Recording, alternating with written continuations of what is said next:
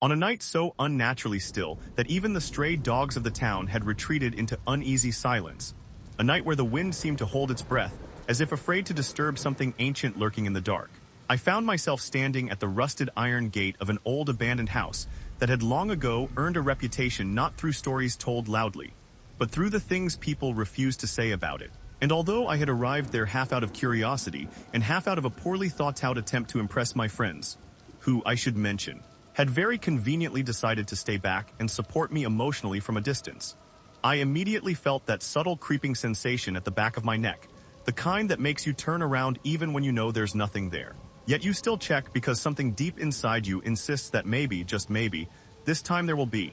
And as I pushed the gate open with a long, complaining creak that sounded far too loud for the quiet surroundings, I joked under my breath that if there were ghosts inside, they were now fully aware of my arrival and probably annoyed at the lack of subtlety. But the humor felt forced, thin, like a weak shield against the growing heaviness in the air. And as I stepped onto the overgrown path leading to the house, the crunch of gravel beneath my shoes seemed oddly delayed,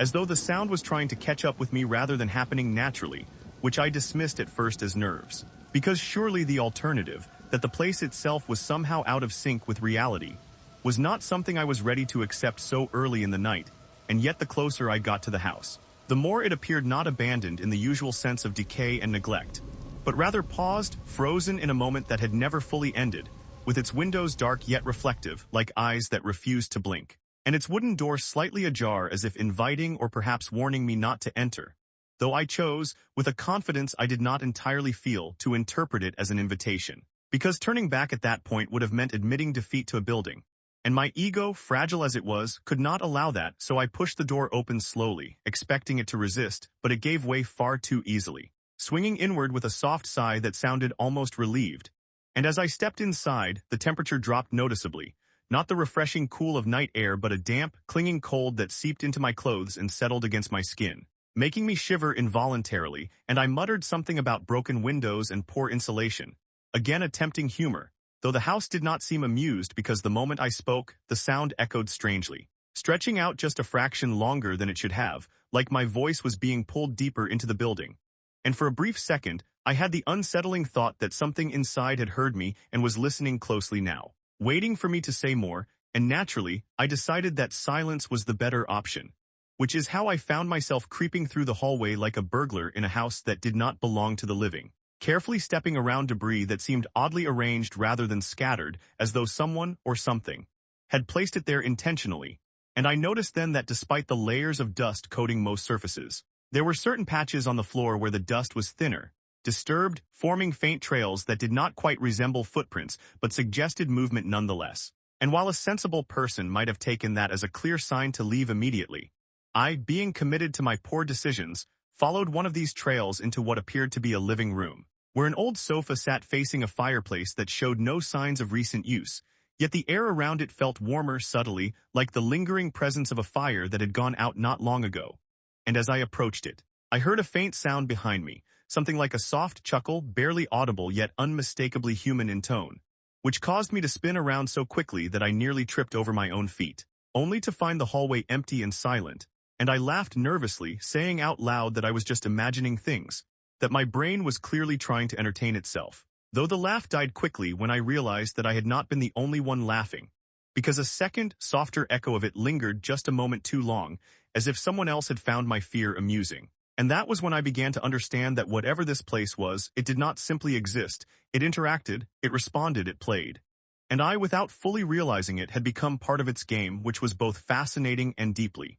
unsettling. And as I moved further into the house, opening doors that revealed rooms frozen in time, an old kitchen with utensils neatly arranged as though waiting for a meal that was never cooked, a bedroom with a bed that appeared recently made despite the dust elsewhere, I could not shake the growing feeling that I was not exploring an abandoned house, but rather intruding into a space that was still very much occupied, just not in any way that made sense. And every now and then I would hear those faint sounds again, a whisper here, a soft footstep there, always just out of sight, always perfectly timed to make me question whether I had truly heard anything at all. And I began to speak to the house, half joking, half serious, asking if anyone was there, making sarcastic comments about how rude it was not to greet a guest properly. And to my equal amusement and horror, there were moments when it seemed to respond, not with words, but with subtle changes, the creak of a floorboard behind me when I paused, the flicker of something moving in the corner of my eye when I turned away, as if it understood the rhythm of conversation, but chose to reply in its own unsettling language.